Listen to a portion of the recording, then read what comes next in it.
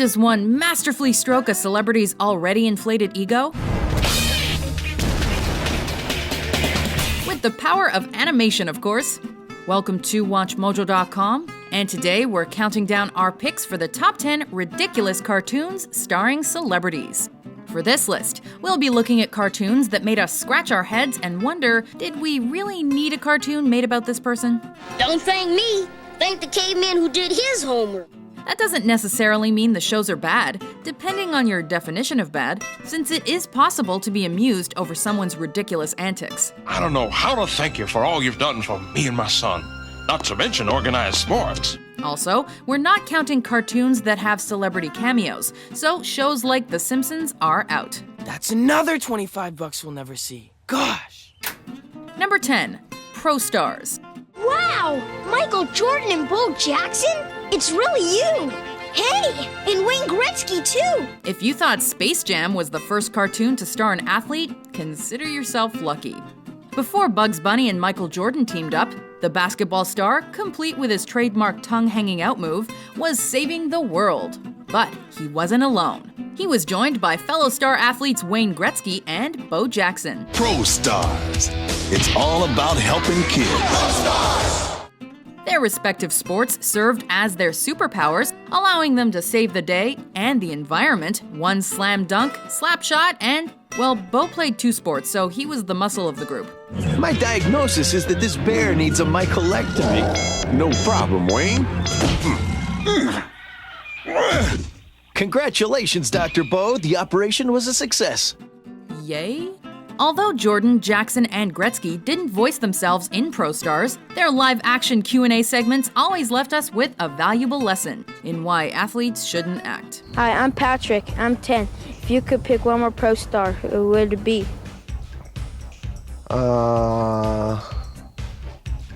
Has talent and has charisma and everything. I think that I like Andre Agassi. I'll show that blowhard. I can outrun him with one wing tied behind my back. Number 9. The Gary Coleman Show. What you talking about, Willis? When you're a kid, cartoons are the coolest thing ever. So, child star Gary Coleman must have been thrilled to star in a cartoon where he got to be an angel. You kidding? Wait, aren't angels dead? Let's see. Coleman was born in 1968. This cartoon aired in 1982, which means Coleman was 14 at the time. And playing a dead kid helping out the children on Earth in order to earn his wings.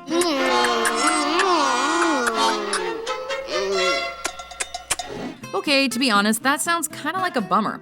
But we're sure Coleman's star power kept this show afloat for many years. Nope, just lasted the one season? Big surprise. Oh, it was nothing.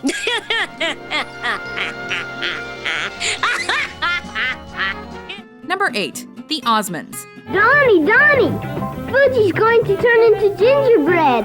Has he been eating our dessert again? No, by the witch in the forest.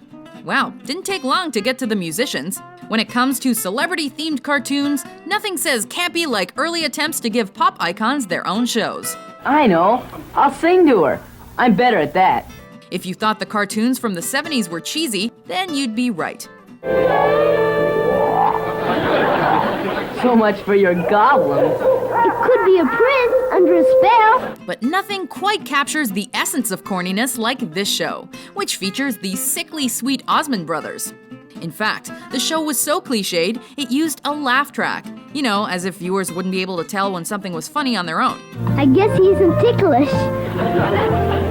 Spoiler alert, it wasn't. That does it, Jimmy. Out of here. Number 7. Hulk Hogan's Rockin' Wrestling. Good afternoon, wrestling fans. Today we have a very special match between world champion Hulk Hogan and his rollicking rival, Rowdy Roddy Piper. I'm gonna turn you inside out, Piper. You're gonna be dog meat when I'm through with you. To be honest, this is probably one of the least ridiculous things that Hulk Hogan's ever been a part of. This was more like an appetizer to such works as Mr. Nanny, Suburban Commando, and that Three Ninjas movie that everyone wants to forget exists. an animated wrestling adventure that barely featured any wrestling, the Hulkster and other WWE greats like Andre the Giant and Captain Lou Albano ran around and did stuff like fight Rowdy Roddy Piper's gang and rent a French bakery?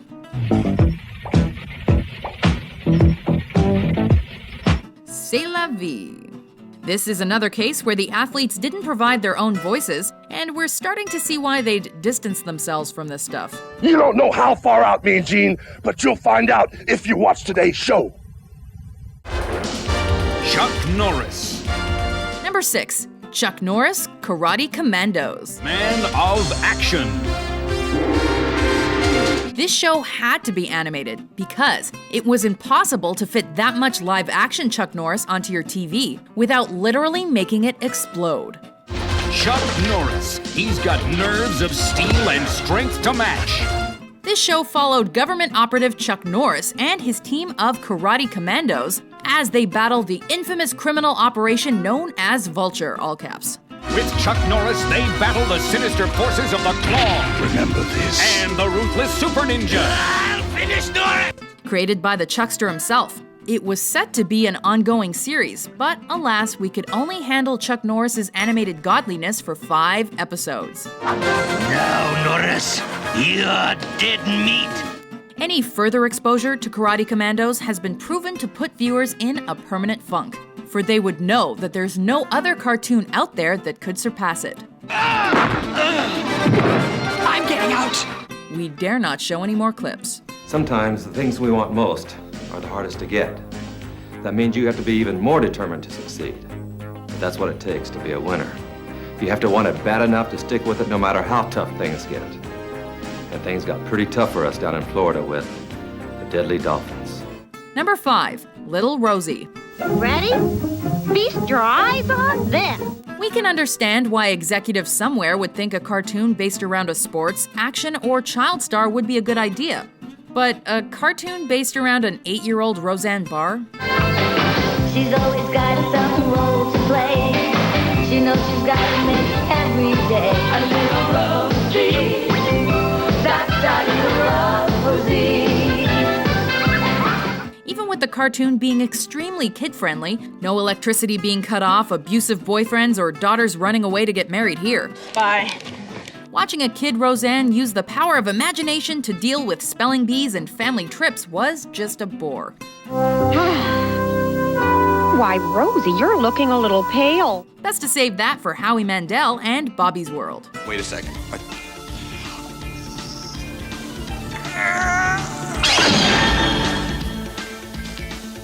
That's my hair. Yeah. There. Number 4, Mr. T.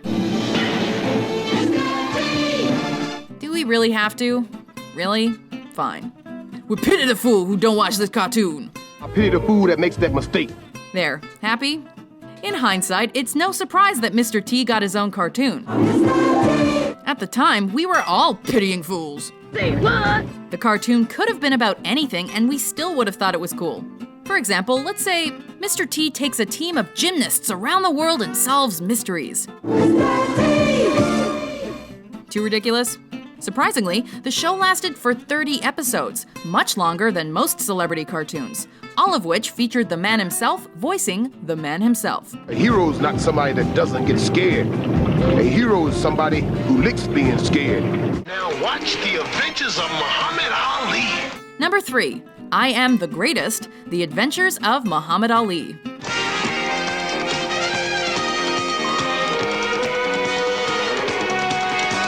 We're never that surprised when someone else provides the voices for the busy celebrity namesakes of these cartoons. But if you're the greatest, you just can't be replaced. Float like a butterfly, sting like a bee. Muhammad Ali actually did the voice work himself, as did his PR agent, who was also a character in the series.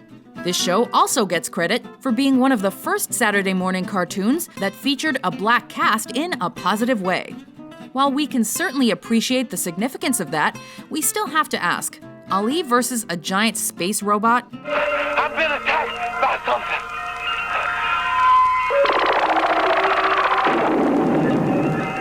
Well, he is the greatest after all. Ali, Ali, Ali, Ali. 2, Hammerman. Hammerman! Hammerman! Hammer! So what exactly is this cartoon about? Here's how it started a long time ago. The legend of the hammer and how it began to grow. Wait, hold on. Are you actually rapping the plot? Motown dude, together they had power. They stood up for what was right. Oh god. Actually, this is pretty hilarious. Here's the abridged version of what this cartoon is about.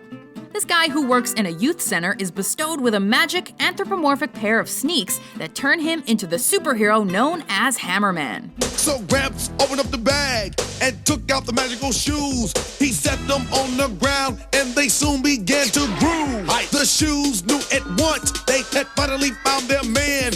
They hopped right on his feet and he became Hammerman. With morals and lessons and impromptu songs galore, the only thing that would have been more legit than this was if the magic had come from his parachute pants.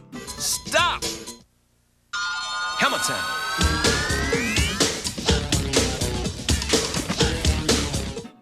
Before we get to our number 1 pick, here are some quote-unquote honorable mentions.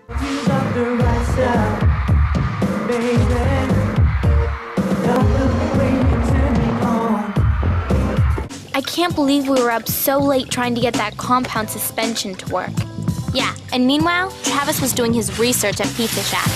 So lame.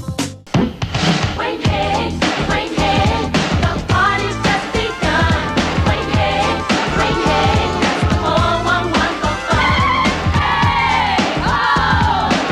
Hey, oh. Today we're going to learn the fine art of canoeing. Sean, watch out! What's wrong? Bradley, Elena, Jones, Lisa. Juan has told me so much about you. Jay-Z! What you did for your school was wonderful. You should keep at it. As a team, you can put your interests in business to good use. That's what I've done. Being a good businessman has allowed me to help others. Number 1, Mike Tyson Mysteries.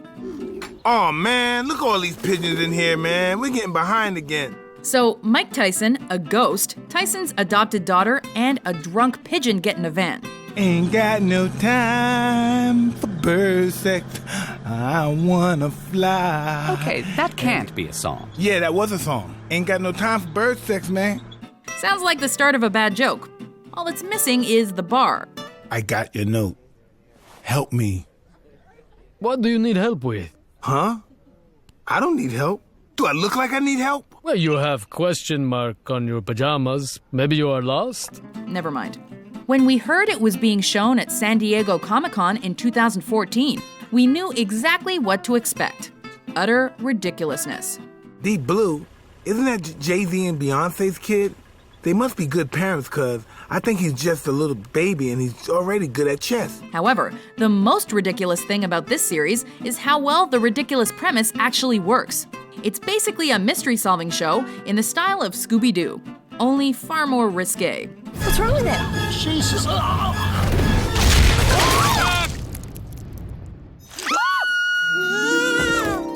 El oro es mío.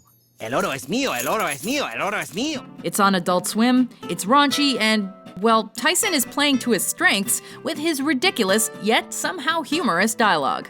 I have killed 10 astronauts, Marcus.